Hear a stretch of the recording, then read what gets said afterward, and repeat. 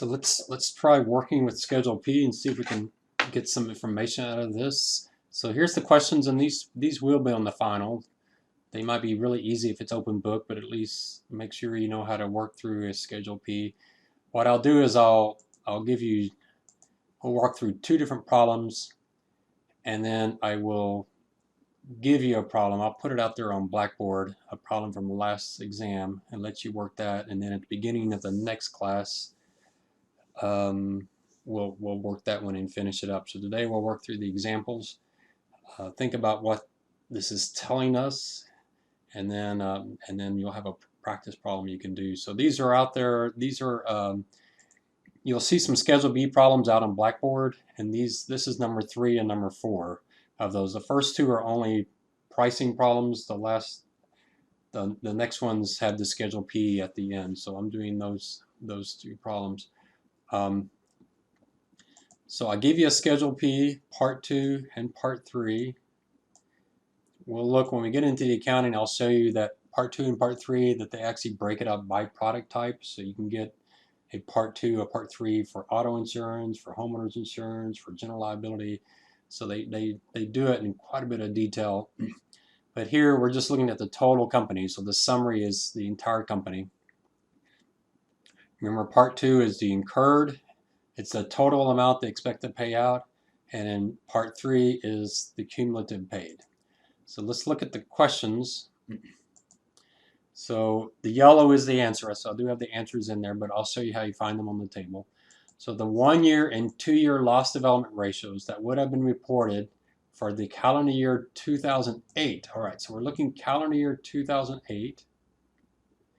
And for 1 and 2-year loss development, you only need you just need the Schedule P Part 2. You don't need the Part 3.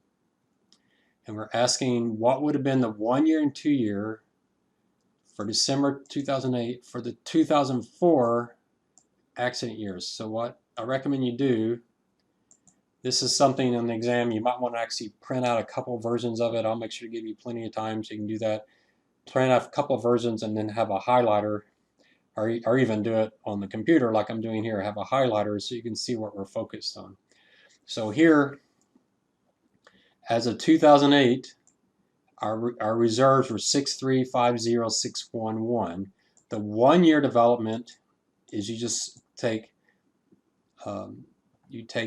the current year. You always start with the current year and subtract the prior year. So remember that. That might be the only thing people miss on this on the exam. Whatever's in the year I'm asking for, the accounting year I'm asking for, you're going to take that year and then you subtract 1 year before and you subtract 2 years before. So here we're looking at the 2004, so we're going to take 6,350, 610, and for 1-year development we subtract that number. For 2-year development we subtract that number. So you can see that's exactly what I did. 6,350, 611 minus 6,357, and then minus 6,382. And so my loss development is -7 and -32. Negative is good. That means they've released some reserves.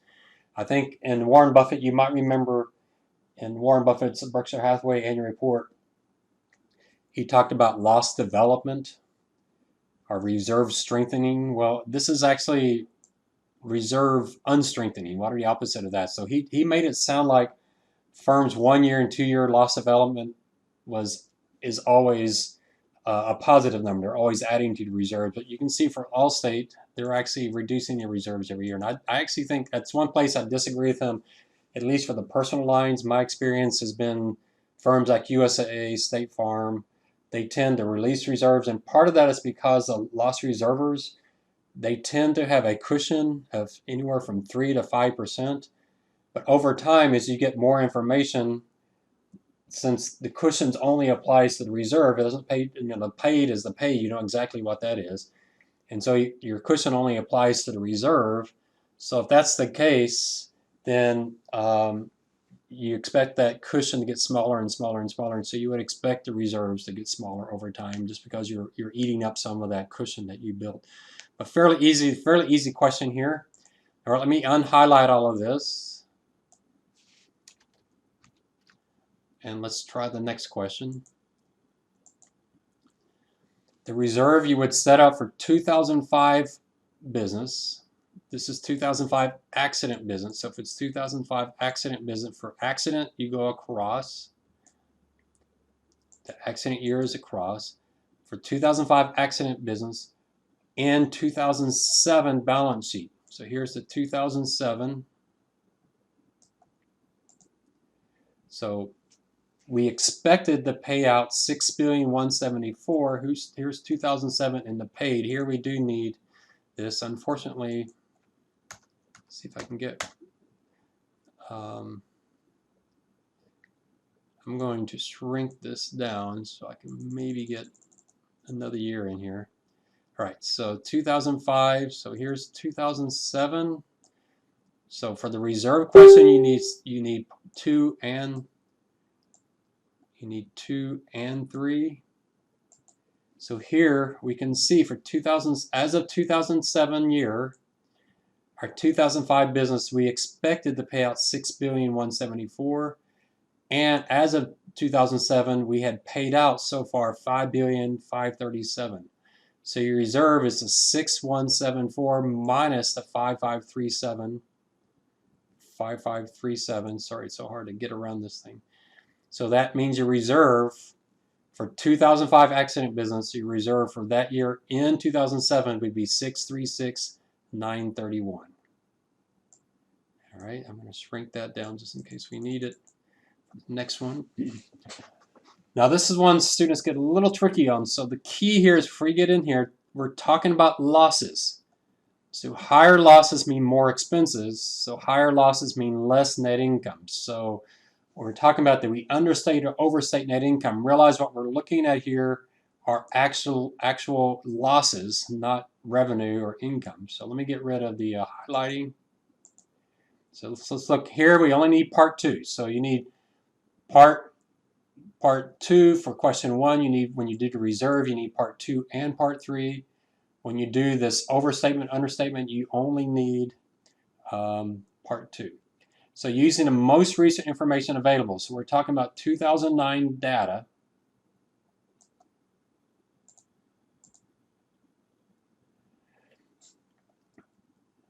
How much was 2005 net income? So we're looking at 2005 net income misstated, and in which direction due to the 2004 accident year.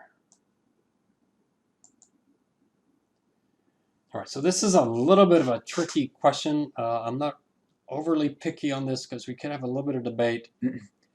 So let me show you the really perfect answer, and then I'm going to show the answer that I allow you to do on the exam. So I'll start with the easy answer. So ultimately, we expect the payout $6,353,995.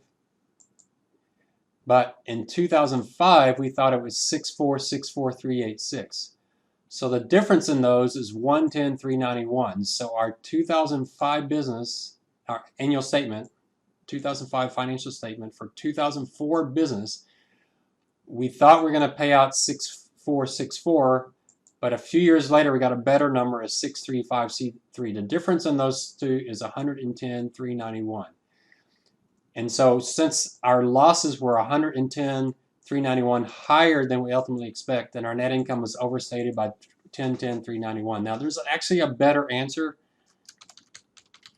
but I don't really ask for that, so you don't need to do it on the exam. But one thing you can definitely point out is, if you notice, in 2004 we had $6,532,507, and then the next year in 2005 we reduced that to $6,464.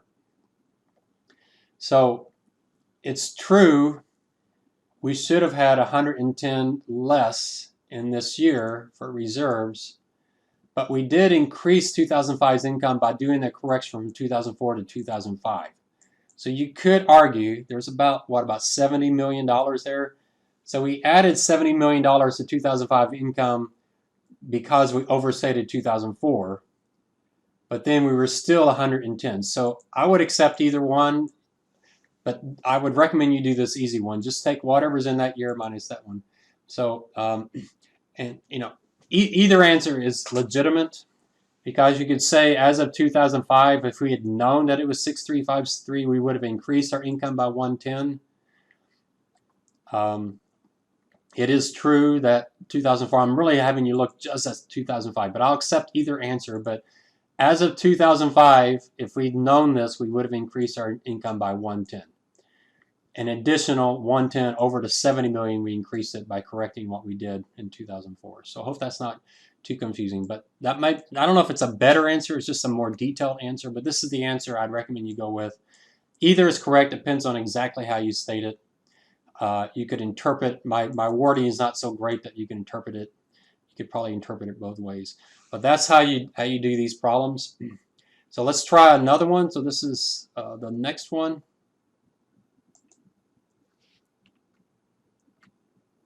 And this one, there's actually two examples in here. I'll let you try the second one on your own. I think you'll be fine with. Oh, actually, this first one looks like the exact same one we just did, doesn't it?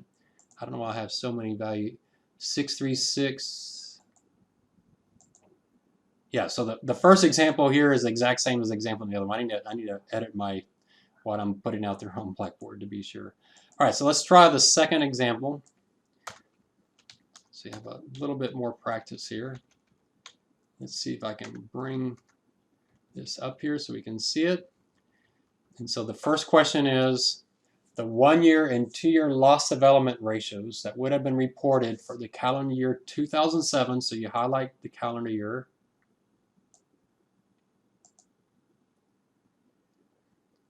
For the 2004. The 1 year, 2 years, so very, very easy. You just take what's in 2007, subtract the prior year, and probably 2 years prior to that.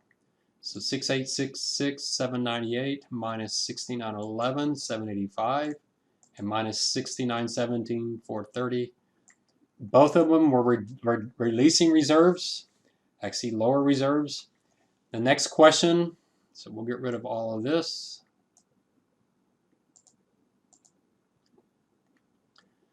Shrink this down so we can see it. Whoops. So this one's the reserving one, so we need parts 2 and part 3. The reserve you would set up for 2004 business accident years, so the accident year is 2004.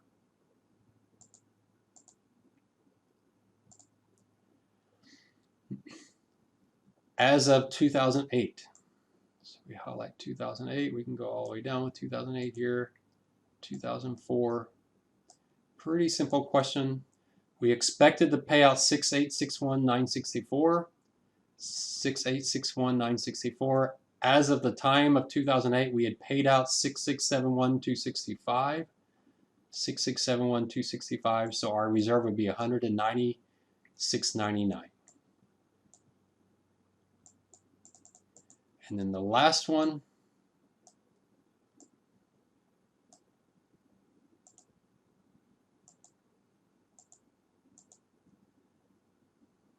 Change this back to black. I accidentally hit the wrong thing. All right, so here we're going to say using the most information most recently available. So that's going to be your last column. We only need part 2 for this question. How much was 2007's net income? 2007's net income misstated in which direction for 2003 accident year? Good, we can see this one without too much trouble. So as of 2007, we thought the losses were going to be 6950,274. Now, the most current information we have is 6939. So the most current is 6939. We thought it was 6950. So you can see it was 10,578,78 higher. So we understated net income by 10,578,000. We thought losses were going to be 6950. Now we think it's 6940. So we had expenses, losses, $10 million higher than we expected. So our net income was $10 million lower than it should have been. So those are the examples. Hopefully those are going to be give me points on the exam. So what I'm going to do is I will put the question from last year's exam for Schedule P out there on Blackboard. I'll put it right below the number 4 example, and you can work that. And at the beginning of our next class, I'll spend the first few minutes letting you check your answer on that so you have some practice. So we have about 5-10 minutes left in this class, and so I'll stop it here and let you go out the blackboard and find that example question.